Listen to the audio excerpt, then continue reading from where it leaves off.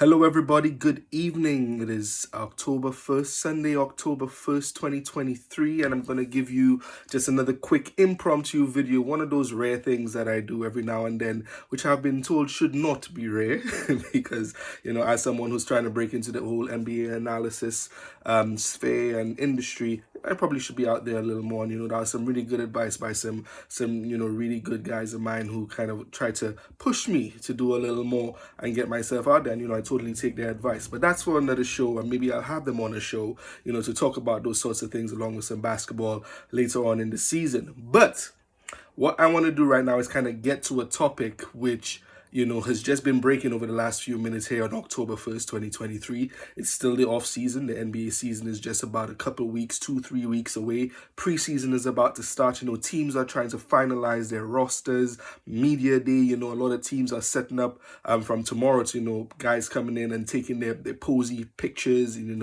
their fly Jordans and, shoes they probably won't wear on court, but they want to have in pictures, that sort of thing. So, but we have, a breaking news trade with Jrue Holiday, who was traded from the Milwaukee Bucks for Damian Lillard to Portland. So let's go back just a little bit.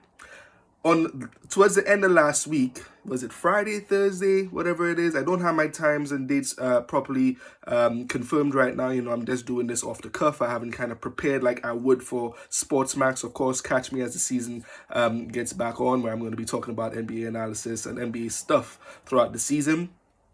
But Jrue Holiday was traded to the Portland Trailblazers for Damian Lillard, which was a monumental trade in itself. Damian Lillard has kind of held up the whole free agency this summer, where, everyone wanted to see where he'd go. He wanted to go to Miami specifically. There was a whole back and forth with Joe Cronin, who was the GM in Portland, not wanting him to go to Miami, but he didn't really let people know he didn't want him to go to Miami. People are trying to figure out all the conspiracy theories. Did Giannis Antetokounmpo want Dame Lillard in Milwaukee when he chose him for the All-Star game a couple of years ago? There's a whole bunch of stuff going around. So, this off-season has been crazy in itself.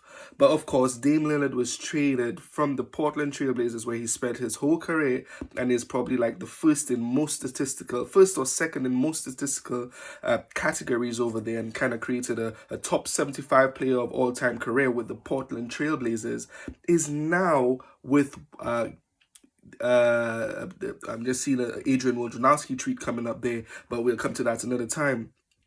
He's now with Giannis Antetokounmpo, who's a two-time MVP, who has done crazy things in the league since he's been there, and his rise has just been continually being steady. And he's now with that guy, to kind of form that really crazy, powerful, explosive, complementary front court, back court duo that's going to scare the league. Everyone is going to be really, really, hyped to play the Milwaukee Bucks. And they'll have to be one of those teams that will get the best of everyone who comes to play them this year, because Dame Lillard, who's one of the best three-point shooters in the league, it's been said if Steph Curry wasn't alive, Dame Lillard probably would be that guy. So, Dame Lillard coming to Milwaukee elevates their championship aspirations, but losing Jrue Holiday is major. That he was the one who came to that team and got them over the hump, winning a championship when they did a couple seasons ago now. Jrue Holiday was traded to the Blazers. It was said that he was not going to stay with the Blazers. The Blazers would, of course, drafted Scoot Henderson. And, they want to kind of go with that youth movement. Jrue Holiday wanted to get into a contender. Lots of places were floated around. The Clippers, the Philadelphia 76ers, who were trying to move James Harden. Miami, who of course wanted Dame Lillard. That could have been their fallback. The New York Knicks. We saw some actual, really good scenarios of like the Oklahoma City Thunder. Some far out ones, but when you listen to the rationale behind them, there's a lot of places that he end up with. The New York Knicks, loads of different teams. The one team I said that if Jrue Holiday landed on, it would have been crazy, was the Boston Celtics. And lo and behold, today, October 1st, 2023, he lands there. And I think he just really solidifies that team even further.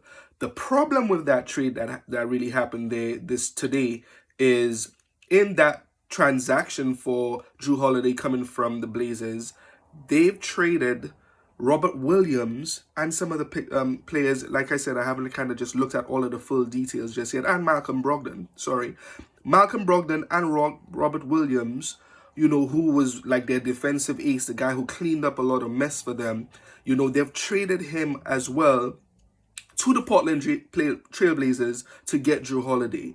Now, is this going to help the Boston Celtics defensively? We have no idea, because now what they're kind of going to have to rely on is the perimeter defense of Jrue Holiday, Jason Tatum, and Jaylen Brown, really securing that perimeter so there's not much of a seepage and leakage into the zone where you would need that backline defense on the front court to prevent against guys getting at the rim. But when you have these sorts of athletic, you know, dogs on the perimeter to kind of guard defensively against, you know, other guys coming at them, this is going to be really crazy, great lockdown defense, you know, we're going to see this year. I'm not really sure about the Robert Williams aspect of it. You have Kristaps Porzingis, who it looks like they're going to really rely on defensively in the zone to kind of clean things up.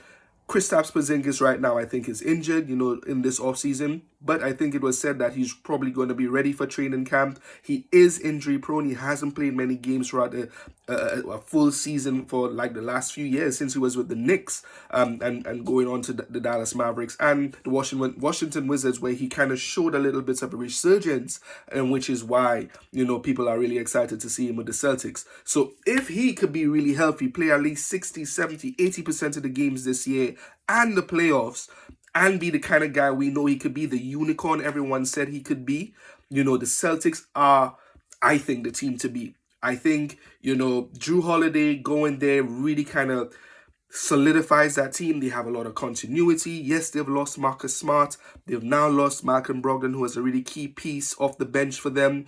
You know, but they have Joe Mazzulla, who's the coach, who's been there for a little bit. And we're going to see how, you know, he kind of meshes this team together with a couple of new pieces to try to get them back into championship contention.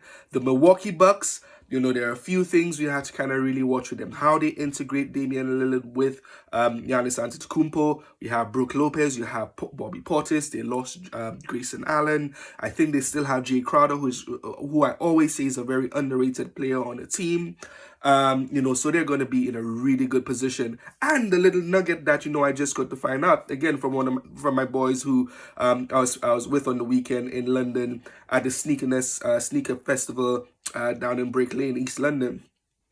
You know, it was great to kind of see or hear that Terry Stotts, who was the coach of the Portland Trailblazers, where Damian Lillard became an all-star, a guy who took them to the Western Conference Finals a couple 2-3 years ago. You know, Terry Stotts, who was the head coach of the Portland Trailblazers, who was the coach there throughout Dame Lillard's career, is the assistant coach to Adrian Griffin in Milwaukee.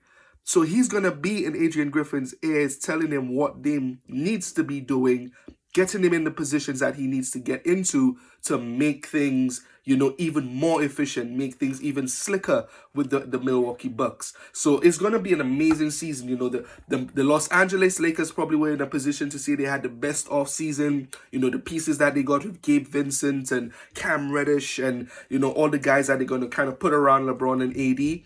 These two last moves just kind of taking that away from Rob Pelinka. The executive of the year is probably not going to be in Los Angeles this year. I'm going to start calling Brad Stevens from now on and on air Trader Brad, because Trader Brad right now is showing that he has the guts and is a lot more tenacious as a GM and a guy in the front office than he ever was as a coach in the NBA. And Trader Brad, you know, hats off to you, man. You're probably going to put the boys in green in a position to kind of get the next banner up in the rafters of many banners.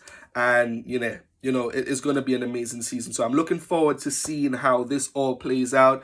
The Clippers, what's going to happen with them? You know, are they going to get James Harden? What's going to happen with Embiid? is Damian Lillard and Antetokounmpo going to mesh? This three-headed defensive monster of Jrue Holiday, Jason Tatum, Jaylen Brown, how that's going to work. Will Kristaps Porzingis stay healthy? The Miami Celtics, hear this. The Miami Heat, are they going to be back, you know, tormenting people and making people understand what's gonna happen with them, and make them see that, you know, they're not supposed to be underestimated in this situation where they were snubbed in terms of getting trades happening with them. It's going to be interesting to see. So I know this is going on a little long. You know, it's a 10-minute video. Was expecting it to be a bit short and snappy. I want to try to do a little more, a few more of these, as I've been encouraged to do.